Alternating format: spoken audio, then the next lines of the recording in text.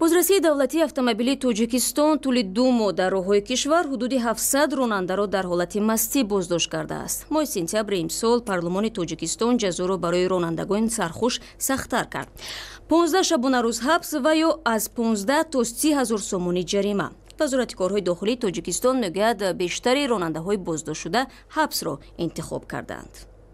баъди тағйири иловаҳои нав ворид шудан ба кодекси ҳуқуқвайронкунии маъмурӣ муҷозот сари ҳуқуқвайронкуниҳое ки дар ҳолати мастӣ содир мешаванд аз тарафи ронандаго, яъне ки паси чамбари рул дар ҳолати мастӣ нишастанд ва беҳуҷати ронандагӣ муҷозоти вазнин пешбинӣ шудааст ва аз ҳамаи ронандагон хоҳиш мешавад ки сари ин андеша кунанд ва дар ҳолати мастӣ ва беҳуҷати ронандагӣ сари чамбари рул нанишинанд.